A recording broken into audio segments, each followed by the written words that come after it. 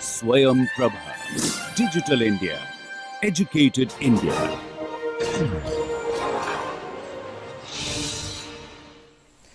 Welcome back to the class on semiconductor devices. I will begin with understanding the diamond lattice. The lattice in which silicon crystallizes. So silicon does not crystallize in silicon lattice, but it's called diamond lattice. As we discussed, the diamond lattice consists of two interpenetrating face-centered cubic lattices. So let us look at this picture. This is a cube, and let's say the edge of the cube is, let's say, A. So if you see at each corner of the crystal or this cubic cell, there are atoms, right? So there are 8 corners and we have 8 atoms at the corners. Then there are atoms at each face. So there are 6 atoms at the faces. And then if you look carefully, there are atoms inside the cell. So there are 4 atoms, and these atoms are a quarter along the diagonal. So if this cube has side length A, then the length of the diagonal, the body diagonal, will be root 3 times A. And this atom is at 1 quarter. So the distance of this atom, so the distance xz will be root 3 times A divided by 4. Now you can also see this atom inside the cube, it is connected to 4 atoms. So from this you can determine what is the coordination number. So in this case the coordination number will be 4. And if you want to calculate the packing fraction, so total how many atoms are there, you can count. There are 8 atoms at corners, plus there are 6 atoms at face, so that will be 6 times 1 by 2, so that is 3. Then there are 4 atoms inside the body, so there are total 8 atoms are there, and they are inside cube of side length A. So packing fraction will be 8 divided by A cube. Now this is the GIF, so which you can see, you can visualize, in 3D here. So how this crystal actually look like. Now to look at XZ carefully, so this XZ is 2R because these are the nearest atoms. So these nearest atoms have length root 3a by 4, and because if the radius is r of one sphere, then this distance should be 2r. And how this is root 3a by 4? Because this is 1 by 4 along one axis. Let's say xw, let's say this is x-axis, then this y-axis will have another a by 4. So this lower diagonal here in the plane will be root 2a by 4, and then this is also a by 4 on the y distance. So xz will be root 3a by 4. Now if you see here, you can do some calculations also. So if the lattice constant, because silicon crystallizes in diamond lattice, its lattice constant is 5.4307 angstrom. So nearest neighbor spacing will be root 3a by 4, which comes out to be 2.35. So lattice constant is 5.43, but nearest neighbor distance is less than that. and there are 8 atoms per unit cell. So the 8 atom density will be number of atoms in a volume. So there will be 8 atom and the volume of the cell is AQ. So that comes out to be around 4.99 into 10 raised to power 22 per cubic centimeter. Although SI unit is per cubic meter, but in semiconductor we usually deal with per cubic centimeter, so that will be kind of consistent. Now if you note here, this is the density of atoms per cubic centimeter. It's order of 10 raised to power 22. If you recall from introduction to electronics or basic electronics, what is the intrinsic carrier concentration? And that's around 10 raised to power 10 per cubic centimeter. So that is 10 raised to power 12 order of magnitude less than the atom density. So that means 10 out of 10 raised to 12 atom, only one atom is contributing electron. So that is much less. That's why conductivity is less. However, this conductivity can be improved by technique called doping, which we will discuss. Now, the atomic mass of silicon is 28 atomic mass unit AMU, and 1 AMU is 1.66 into 10 raised to power minus 27 kg. So, by understanding this lattice, you can also calculate the density. Now, what will be the density? Density will be number of atom 8 and their mass, which will be 28 times 1.66 times minus 27 and divided by the volume of the cell. So that comes out to around 2.3296 gram per cubic centimeter. I hope that will help. Now let us discuss about the lattice vectors for directions and the planes. Now let us discuss about quantifying lattices. The thing that is used to quantify lattices is called lattice or basis vectors, and there is a concept of Miller indices that are used to describe planes and their directions. For example, if you consider a simple cubic cell, its three axes are along x-axis, y-axis, z-axis, and all these three sides are equal. So let's say they are all are a0. So let's assume this is a cube with a0, okay, side length a0. So these directions are expressed as combination of these three vectors: a0 along x direction, a0 x cap, a0 y cap, that is b vector, c vector will be a0 z cap. And if you look for certain directions, so you have this body diagonal, so this point will be a0 x cap plus a0 y cap plus a0 z cap. So if you take a0 common, then this is basically x cap plus y cap plus z cap. So you can say this is 1 1 1 direction. The bracket, please note here, the bracket used is square bracket. So this is one direction along body diagonal. Similarly, you have a diagonal at the bottom face in xy plane. So here you have this direction a0 times x cap plus a0 times y cap. So if you take a0 common, you have x cap plus y cap and z component is 0. So this plane is 1 1 0. So that way you can this direction is 1 1 0. That way you can define any direction. There is a way to define equivalent direction. So please note two types of bracket. Square bracket, they define particular direction, and this triangular bracket, they define equivalent directions. For example, for a cube, it's symmetric along x-axis, y-axis, z-axis. So 1 0 0 along x-axis, 0 1 0 along b vector or y-axis, or 0 0 1 along z-axis or c vector.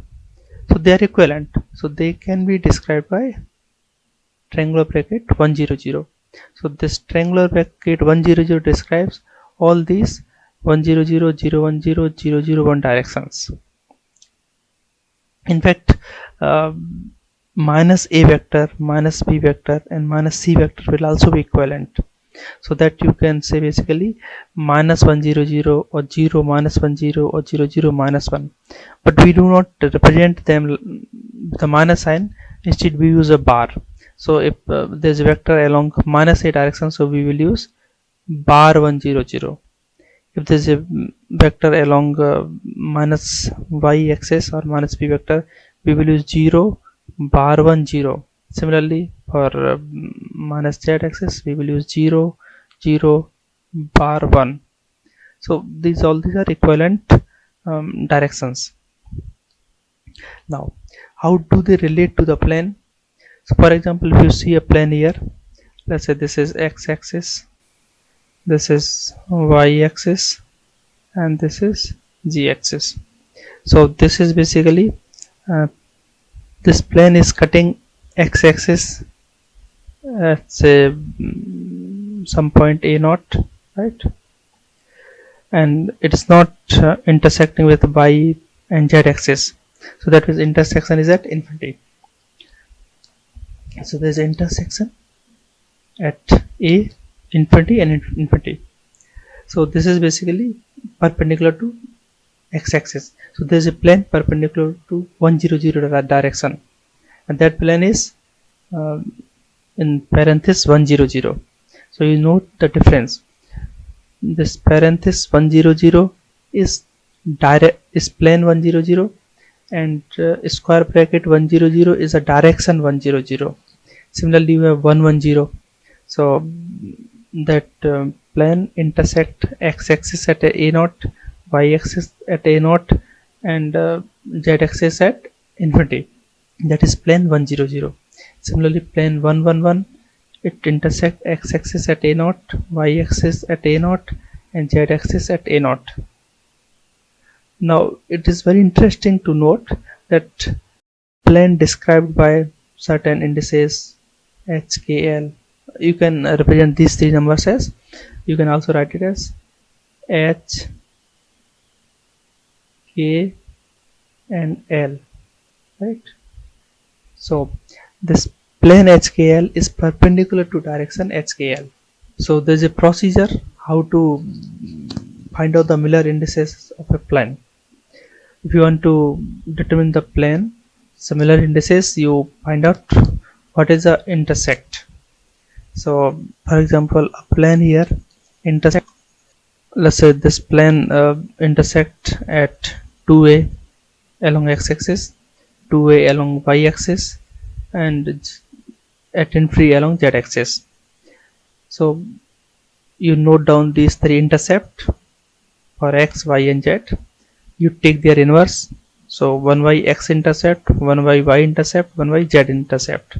So that will become 1 by 2, 1 by 2, and 1 by infinity is 0. Then you rationalize them. So you can rationalize them by multiplying by 2. So you have 1 0 0 plane. If you have, let's say, intercept at x intercept at a naught, y intercept at a naught, and z intercept at infinity, that will also give you 1 1 0 plane. That means these two planes are identical, because you know your unit cell is repeating after a, right? So these are basically they are same plane, not just equivalent, they are same planes. So your cell is repeating after each unit a, distance a. So intercept at a, intercept at 2a, intercept at 3a, they are basically same plane. Now what is the origin of this thing? This basically comes from equation of plane. So your plane is described by parenthesis 100, and direction is described by square bracket 100. And we already discussed that equivalent directions are described by triangular brackets or angular brackets, and equivalent planes are described by curly brackets. So like 100 direction was equivalent to 010, 001 direction. the planes are also equivalent. So all these planes can be described by 100 in curly bracket. And of course, as you've seen here, that for cubic structure and all cubic such as FCC, BCC, this HKL is direction is perpendicular to HKL plane. Now how do we know that? Let us write the equation of a plane. So we know that equation of plane is x y x intercept plus y y intercept plus z y z intercept equal to 1. So if you want to know the normal to this plane, we can take the derivative of this function, right? Equation of the plane. So df by dx. Now df by dx will be 1 by x intercept. Similarly, df by dy will be 1 by y intercept.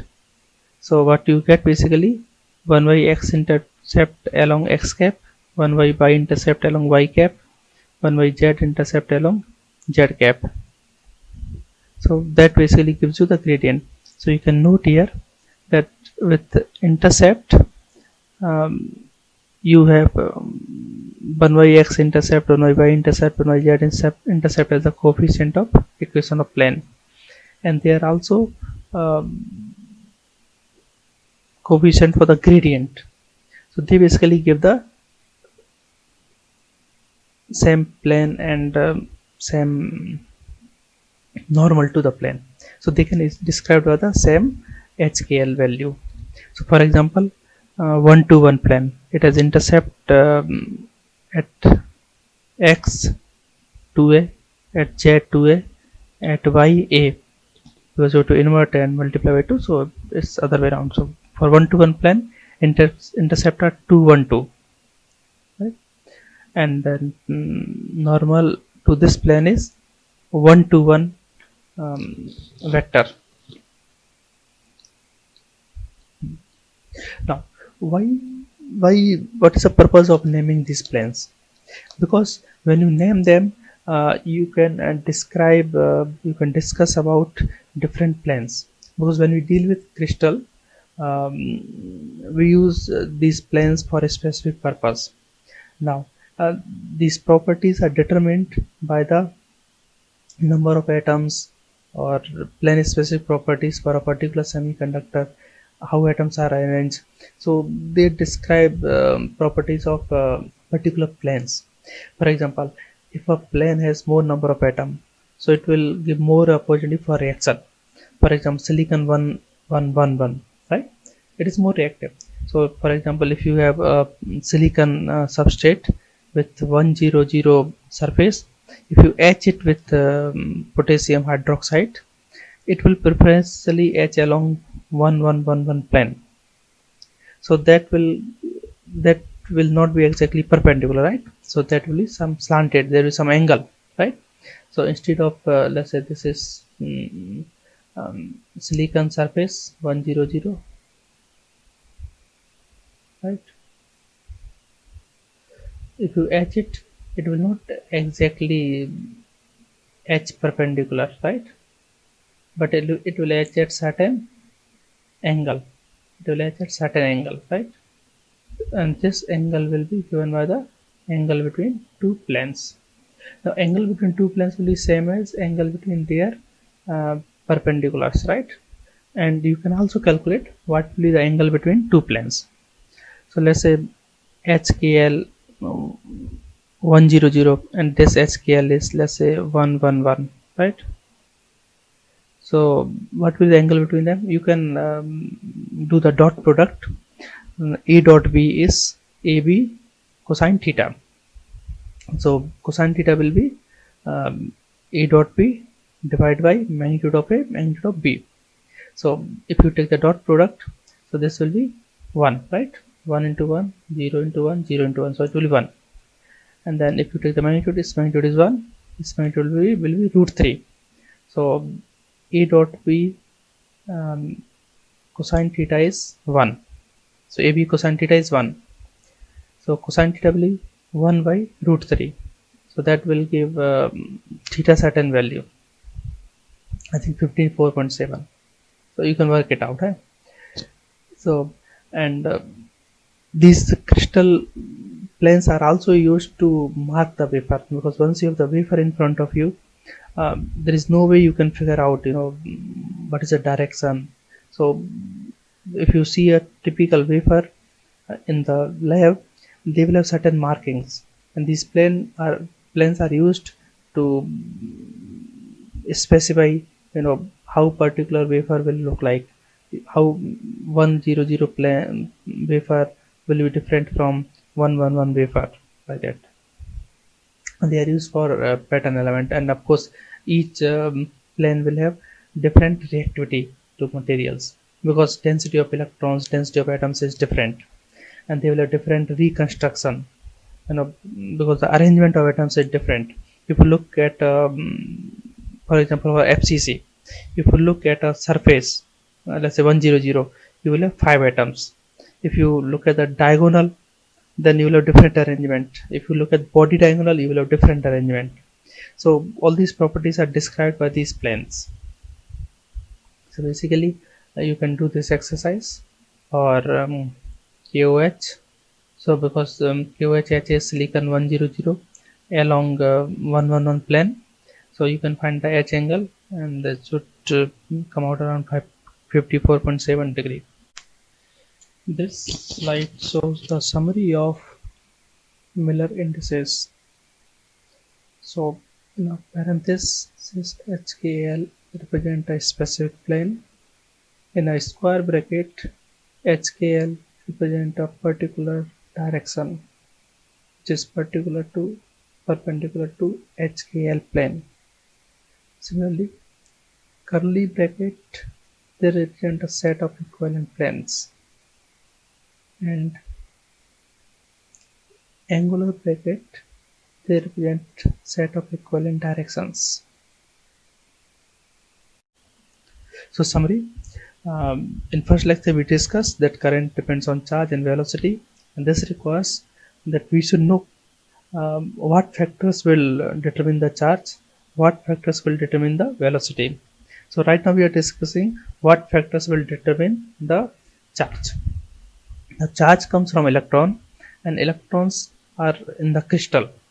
So it depends on the constituent atom and their crystal structure.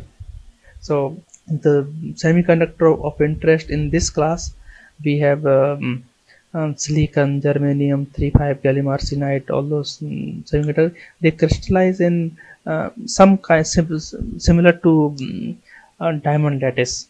Because in silicon there is only one atom, we call it diamond lattice. In gallium arsenide, it is exactly same as silicon. Only difference is that it is called zinc blende, because all the corners and the faces, they are occupied, let's say, by gallium, and these four inside along the diagonal and the atoms, they are arsenic, and vice versa. So that constitute similar to diamond lattice, but it is called zinc blende in gallium arsenide, because these two atoms are different. But in silicon, all 8 atoms are same, they are silicon atoms. But in gallium arsenide, 4 are gallium and 4 are arsenic. Now these crystal consist of repeating blocks, and the symmetry help us to solve the problems. For example, if you have quantum mechanical properties of electron in a crystal, once you have a crystal structure, you have some periodicity. So when you solve those Schrodinger equation, you can use that periodicity to simplify the problem. So that we will discuss in next lecture. Thank you very much.